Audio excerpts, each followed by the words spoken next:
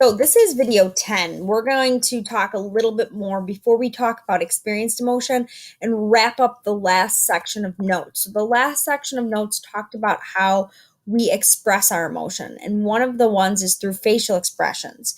Emotions not only communicate emotions, they actually regulate how you feel inside.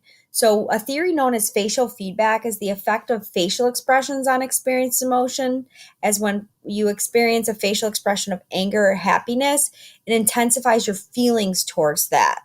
So, there was actually an interesting study that was done where they put golf tees on the individual's face and they asked them to touch together, have the tees touch together for a series of time.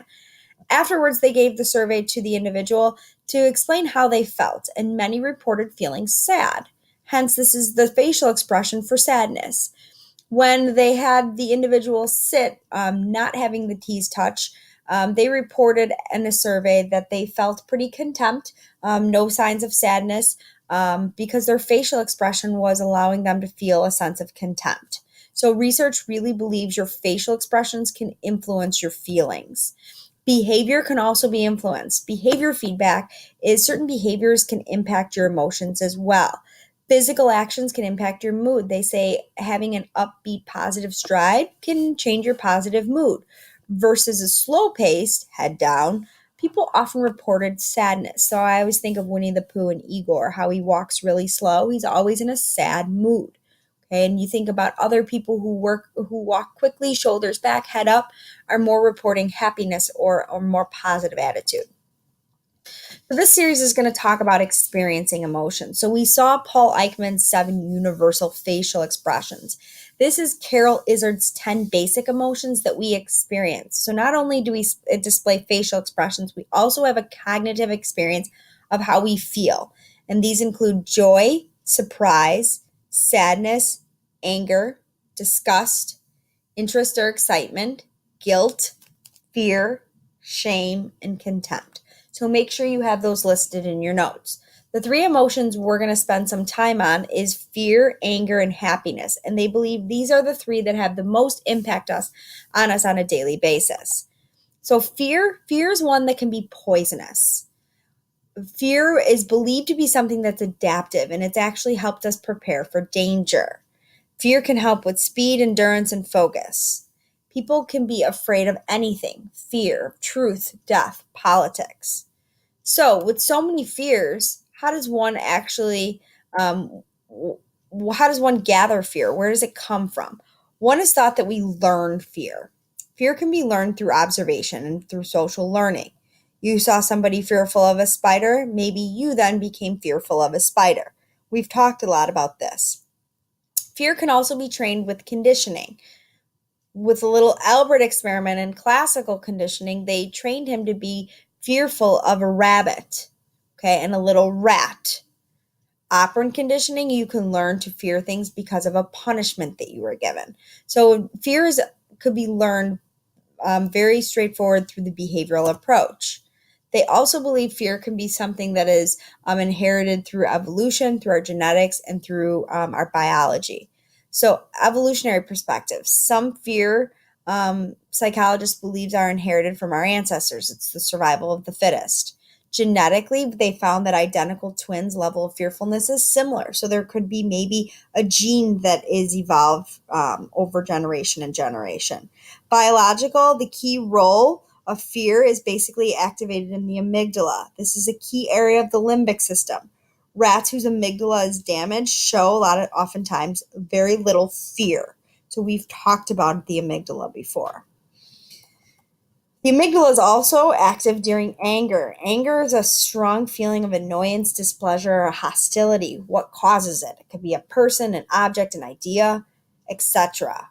Anger can actually harm us. If we have chronic hostility, constant anger, it's often leads to heart disease, heart attacks, etc.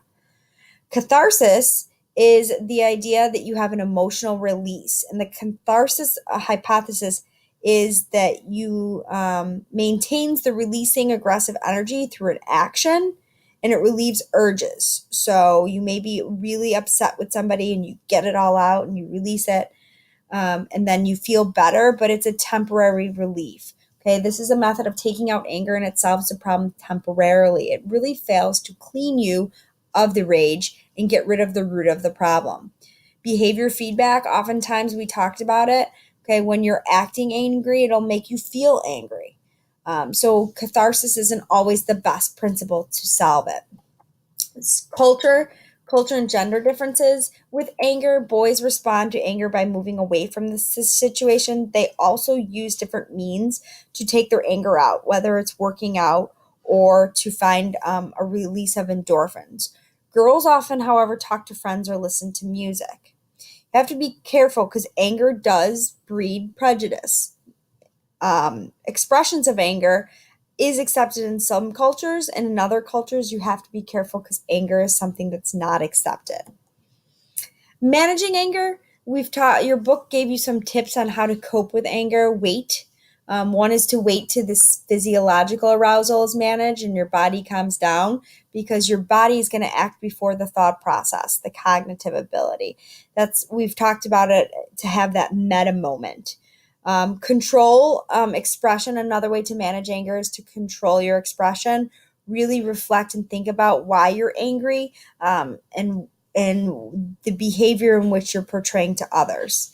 And then offer forgiveness. Researchers observed that people's blood pressure, heart rate, and facial tensions all decreased when they offered forgiveness.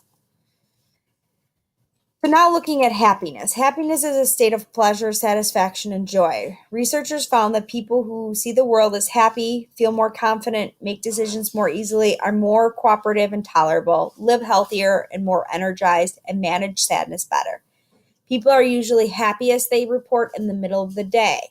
If one experiences a bad day, they usually rebound the next day with a better experience from the day before. There's a big push now on understanding and researching well-being, and well-being is your perceived happiness or satisfaction for life. It's used along with exploring your physical and economic satisfaction. Usually, if you are happy with your physical appearance and your physical abilities, and you're happy with your economic satisfaction, usually you're seen as being having a higher sense of well-being. People who are happy perceive the world often as safer. They're able to make better decisions. They're more cooperative. They rate job applications more favorable, live a healthier, energized, and more satisfied life. There is a phenomenon out there, and it's often known as when you feel good, you do good. And this is the idea that we're more willing to help if we were in a good mood. And we've talked a lot about this in the beginning of the year. Does money buy happiness? Wealth is like health. Its utterly absence can breed misery, yet having it is no guarantee of happiness. And in this little graph, it talks about the person's income level, and it shows you it doesn't necessarily matter the income level. Happiness, depending on your happiness, it's not going to be affected by it. Predictors of happiness. Research have found that happy people tend to have high self-esteem, be optimistic, have close friendships and satisfying marriages, have work and leisure that engages their skills, have a meaningful religious faith, and sleep well and exercise. However, happiness seems not as much related to the other factors of age, gender, education level, parenthood, having children or not, and your physical attractiveness. Last thing that it talks about here is adaptation and comparison, how we see our happiness and our levels of happiness compared to others. So the adaptation level phenomenon is we tend to form judgments relative to a neutral level defined prior to an experience. So if you compare your experiences a lot to the previous experience you've had. So if you were to you win the lotto and you have happiness, you're only going to have a happiness for a short period of time because you're constantly going to want to have that same level happen to you over, or even a better level happen to you. So if you ended up adaptation level phenomenon, if you ended up going on your first date and your first date was at a steak restaurant, you're always now going to compare the next date to that first one. And that's the adaptation level phenomenon. Relative deprivation is the perception that we are worse off relative to those with whom we compare ourselves. So this is kind of the idea that the grass is greener on the other side. we look at others and inflate our beliefs on what we think they have. So relative deprivation, we're comparing ourselves even though they don't have it really well. We think